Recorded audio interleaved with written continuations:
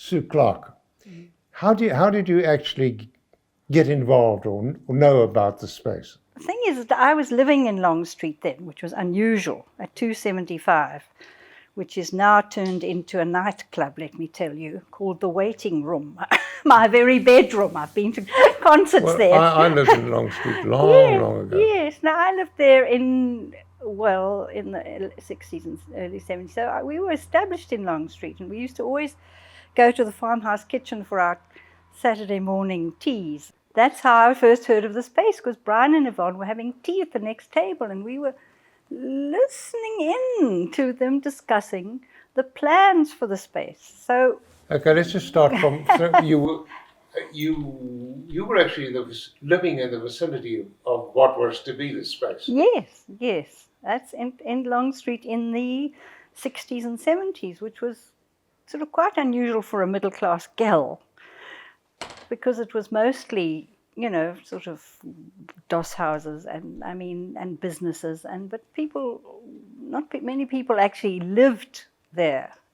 Carnival Court was next door to us, which of course Peter wrote his play about. And so how did you get to the space? I got to the space because somehow I knew Brian. I think he'd photographed something that we were in, and so we were within nodding, so we overheard them discussing these planner at our Saturday morning teas, and so I was alerted to this. And so when it started up, and the very first production, a statement, I can remember walking across from my house to the space, just 5 seconds away.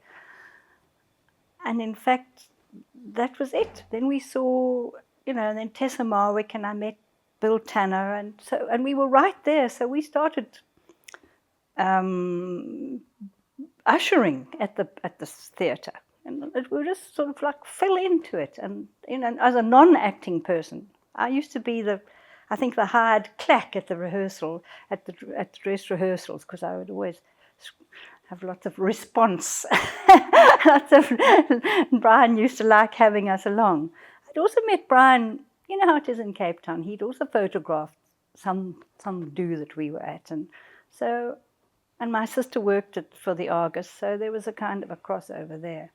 And my sister Tessa lived across the road, right next door to the space. So there were the two of us, and our gang of friends, really.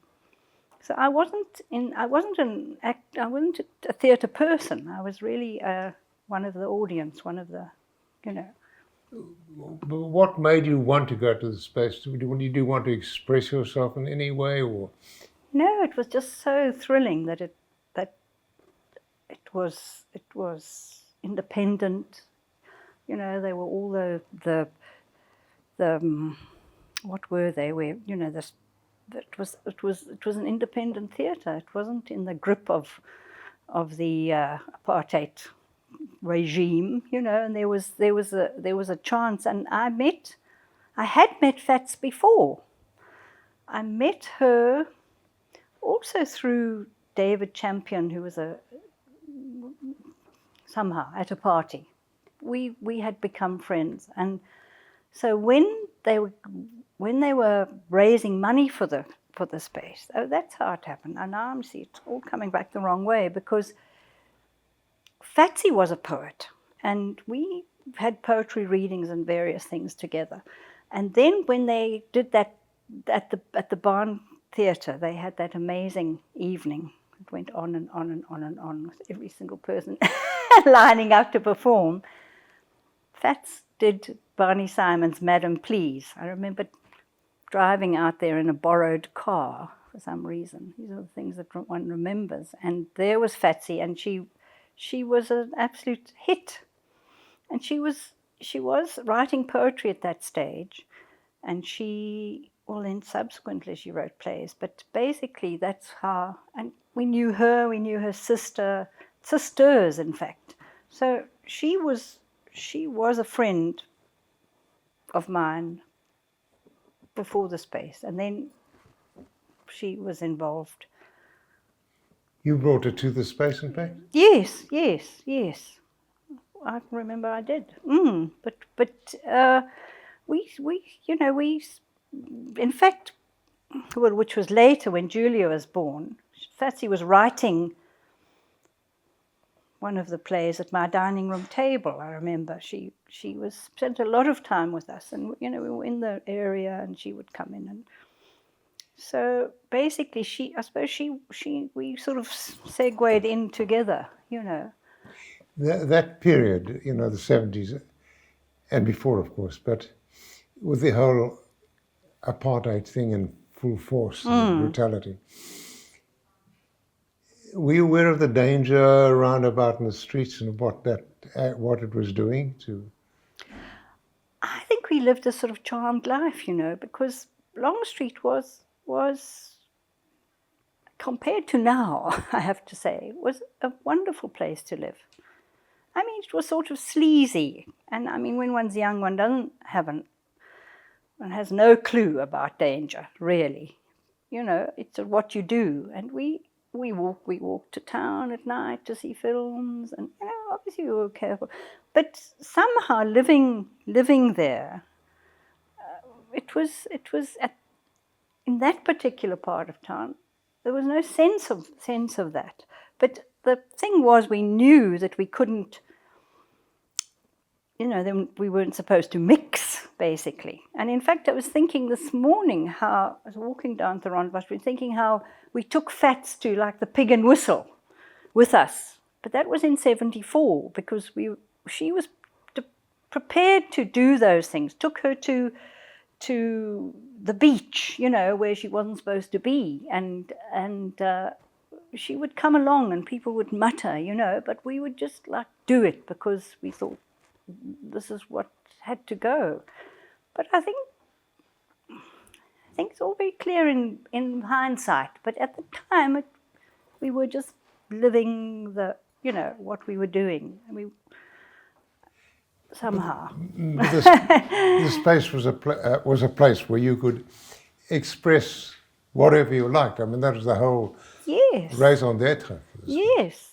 No, I was always interested in the arts. I was interested in the artists who, Shelley Sachs was fascinating when she did, it was all just so thrilling and exciting when one is, 30 years old, I suppose. Tell us about the artists.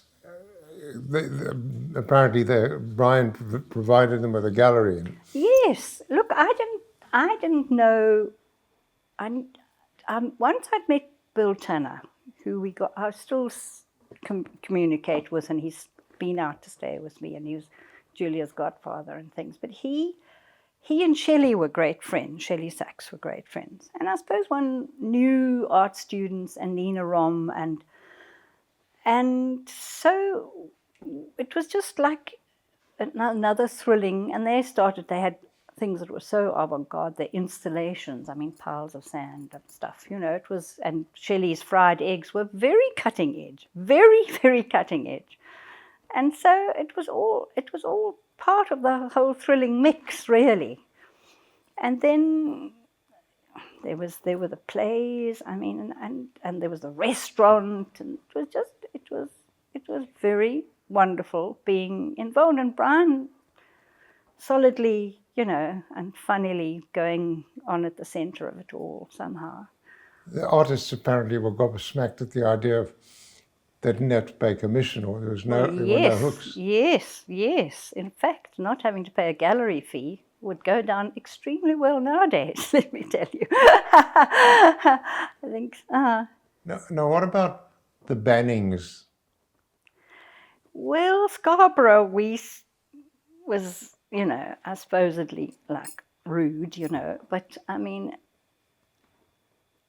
and that was the only thing that where the secret police really. What actually happened? I don't know. I can only remember seeing the play and sitting on those bales of hay, and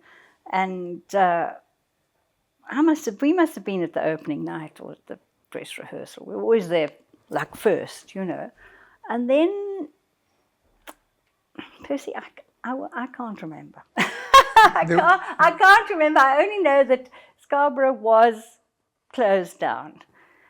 but it was nude, and it was nudity. It wasn't political, really. So essentially, somehow I think they did leave us alone to an extent. And I mean, there was Slechts Blankes, which was also controversial, and I mean, they didn't touch statements, did they? It was so. I don't know what was going on, obviously, but it's ridiculous now. I mean, one thinks, but obviously everybody was aware that we were transgressing, or we were pushing the envelope, as they say now. So I think that gave it an amazing edge, really. Apart from the plays. I mean, Long Day's Journey. There you were. They used my chandelier on the. Tanner borrowed things from my house. I think it was not only that we were crossing the racial line. It was that everybody was, we were all of a mind, I think, about art generally, about theatre, about what, and it was a space. But I suppose I'd always slightly lived on the edge, living in Long Street, came from a very bourgeois family in Hermanus. My parents were appalled when I went to live in Long Street. But so it was just an extension of that wonderful, the possibility really in the, and I mean, friends of mine were at university, and when was it they had the protests on the cathedral steps, and friends of mine were beaten up. It was all part of the fabric of the time. We were. It could not have been an easy time. I mean, it was probably an easy time for you, for me, white people. Yes, but for people like Fats, it must have been very awkward. Fats was amazing. Fats, of course, had experiences of people being shot in her presence. I mean, that was it. But things that look at what's going on now, and we still manage to encapsulate ourselves from. I think people do. Your imagination, you can imagine things, but somehow there's the real, unless you experience something really awful, you are kind of, and theatre makes you think about things like that. That's one of the, and I mean the John Carney, the Serpent Player things were also, they were so. You mean the island? Thrilling, yes. No, it was like daring. It was part of a whole courageous, daring sort of, on the edge sort of feel. And you seem quite passionate about the space. Well, it was an immensely seminal time in my life because I met John Nankin and I had Julia, in 1975. So then I sort of, I was busy raising her on my own. But those years before were extremely. I mean, I was right there, So we were living next door to it. So we would go over night after night and usher and work in. And then Stephen Deitch also became my amazingly good friend. So I suppose the friendships that one made then were just extremely special, really. The racial mix that you speak about there, I mean, I remember, or I think that Brian once said to Bill Curry, who was making a little drama about him being black, and Brian said, "Listen, we're not going to pay you any special attention. We're just a human being like we are, and you must just accept that." Yes, and that was the kind of spirit of the space. Yes. In fact, one sort of can't pick out the black people because it was like that. Everybody was just like part of the whole thing, I mean, when Fatsy did her plays, when she did, which was the one that Rob Amato directed. Really? Really. I mean, that met all those, I mean, that was very significant, I think, because that was so local. I mean, you know, John, they came from the Serpent Players came, but Fats's whole thing, and because I was a friend of hers, you know, it was, to me, it was also, that was quite remarkable, because that play was virtually all black and written by Fatsy. So, you know, it was remarkable. I think Fats's life was completely changed. Her direction, she saw the gap, and she was there, and she has lived a completely different life subsequently. She is known as South Africa's female playwright. She travels, she is written up, she's got a, you know, she's put her onto the internet, put onto Google, and there she is. She travels a lot, and she is her identity is tied up tremendously with the space. If the space changed anybody's life, it certainly changed Fatsy's life. That's what I think. Do you remember any specific plays that you were excessively fond of? Well, I saw some of them many times. I think Long Day's Journey was very impressive. I mean, because it was Tanner, and you and Piccolo was wonderful, and you were wonderful, and Yvonne was wonderful. I think there's probably, just trying to think what else I really was really, you know, and the Few Gods were, you know, they went on, and they were. And then, of course, it was interesting when John started to direct, because I liked him, and he did quite a lot of, when that Defendus was done, that was also, because, you know, it was Tanner and John's first acting part.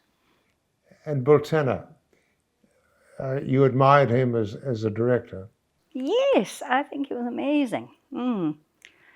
Yes, well, look, he was stroppy too, you know, and I mean, I suppose that's what I still like about him. He's such a funny mix of, you know, of being really mean. Oh yes, the one that he did upstairs with Jack Claff.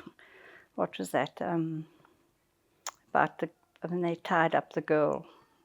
If you hadn't been ready for, you know, wanting something like that, I think that the people who were there were obviously wanting what, you know, what wasn't the norm. They were wanting what it implied. They were wanting the freedom of not having, you know, theatre boards and you know, and censorship, and I mean, so people, there was a great need, a great feeling that that's what it was happening there. I mean, we spoke to John Nankin, and it's apparent that what the space did for him.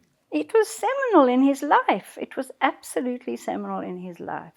And I didn't realize how absolutely passionate he was until he got his teeth into this whole thing about the new space. Now he was able to do something there that he couldn't do anywhere else. And I think that was the same as a lot of other people. There was opportunity there for fulfillment in a way that there just wasn't in the restricted kind of apartheid society. But we were all up to our necks in it, so we didn't define it as such. I don't think we... Look, I suppose there was a lot of chat, but it was we just threw ourselves in, and it provided an amazing sense of hope, I suppose, or sense of change, or sense of possibility. It definitely gave one Well, I mean, we loved it. It was just, it wasn't trivial. It wasn't.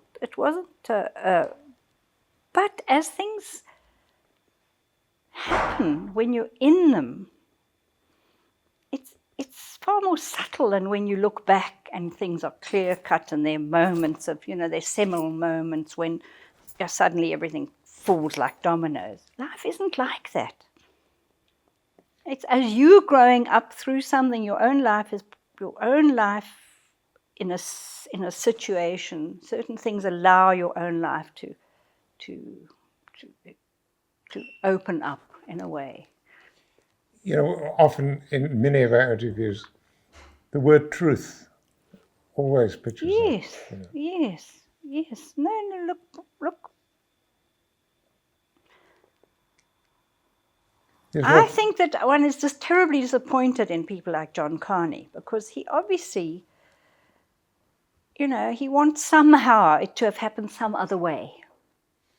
And I'm afraid one has to be very sort of, honest here and say that it was Brian and Ethel and their initiative, because they wanted everybody. It wasn't, I hate to say, it was not a black initiative. It couldn't have been. Couldn't possibly have been. It was not possible then. So to try and sort of, to hijack the motives and everything, instead of as a South African attempt to get the place right, I mean, but it happened to come from people who had the power to make it happen. And that's unfortunately the truth of the matter. And you can't say, well, and I mean, there was Fat, she was courageous and doing her bit, but she was like a chum, And I mean, we were like friends, it was not something that we were like working out, like the program or anything. It was organic, and when the boundaries were pushed a bit more, it was thrilling, was it? Well, when I think about Fats, was a bit of a rebel, Well, and not the greatest stage manager or no. but the space allowed her to work. Exactly. No. And I mean her she wrote those plays, but they were crafted by Dimitri, by Rob, she was learning, she was sucking it up, she was taking every advantage that she got. It was her amazing personality that also saw the gap, and she had the courage and the need and the ability to follow up. What she saw was an amazing. She also saw it as an amazing place where she could. So you actually came to the space already attuned to all those things. I mean, yes. Look, I think it was my. I mean, it was my place. I mean, one was also unbelievably innocent. I really was not politically clued up. I think only subsequently, when I joined the Black Sash in the 80s, and suddenly I started to really understand about politics and power, and that it wasn't just race, it was power. And, because we all just thought, oh, it's all, everything, politics equals race. But it's not. Politics equals power, and it's a whole different thing. So I must say, I was sort of innocent in a sense about really understanding, which subsequently I hope I've got a bit more of a grip on things. Well, I must tell you, I was scared every night of statements, every time I heard a police siren, I thought, this is it. Because we had, a lot of us had committed, well, certainly in my case, I was making a comfortable living. And when I heard that, the title of the play, Statements After the Arrest, I thought, my God, you know. Well, you were throwing down a gauntlet. You absolutely were. I mean, it's you know, I'm not making light of it, but the idea that there was this challenge was the thing that was so amazing, really. And as I say, was sort of on the looking on, but it's interesting that it was more serious than I'm making out somehow. But I've also always been somebody who's said, to hell with everything. I'm going to do I've always been selfish and done and so I thought this is the way to go. You know, you just got to like leap in, and it suited my stroppy personality, I suppose, basically. Well, it was, for me, it was an exciting time, an Yes. exhilarating time. Oh, Percy. As you say, living on the edge, and Yes. you knew what was at stake. And you know, now, 30, 40 years later, you know it was worth it. Absolutely. No, look, it's half my life ago. I mean, but it's so vivid still. This is the thing. That it is, you know, I can't remember the odd name, but the feeling of that place and the kind of, it is vivid. It was a vivid time. And when actually, I don't think we knew how, maybe you did, but I didn't realize how seminal it was when it sort of was just, for me, as I say, you know, I wasn't interested, just living it was, and then afterwards you thought, my God, that was amazing. But of course it was a time of my life too. I was, 30 years old. It was like it's a particular time in your life, and living in the city and living in this amazing place. Well, you know, I'm very proud to have been part of it. No, you were amazing. All those, God, what was that other one with Clarke that you were in? John did the set, I think, sitting on outside of a light. There was a park bench and a... Love? Yes. Was that? I remember that very, very vividly. You know, I remember many, and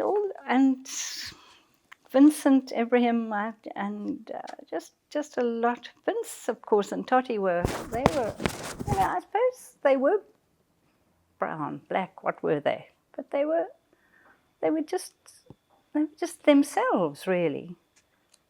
Well, there are a lot of people who made their start there. Yes, look at them now.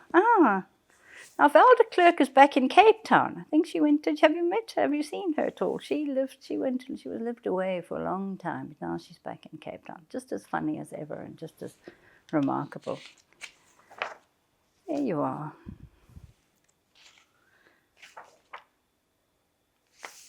No, and thank goodness Brian did this book. At the last minute, you know, he really knew what to do. He just knew that we'd need a history. It's a remarkable book, you know. It's an absolutely remarkable I've showed book. it to theatre people all over the world, and they were all fascinated. No, I mean I must say, Brian, I have immense, amazing regard for, and we're still friends. We don't, always visits when he comes out, and I'm anxious about him a bit, and I don't think he's really had, the proper. Well, I think maybe this film will give him the credit that he deserves, really. Well, you know what he went through and survived. Yes. And I'm sure he'll do it again. Yes. Steel hand in the velvet glove, I always thought. Just knew how to make people do things that they never thought they could do, but with such a combination of force and gentleness, I think everybody who wanted to leave the space had to fight with Brian, because otherwise they couldn't leave. They had to have a terrible breakup, because otherwise they'd feel too guilty. Somehow to leave was like the cardinal sin. You were not allowed to leave, so you had to just go out of there screaming. Yet a lot of people went there with the express idea of working at the space and using it for their CV afterwards.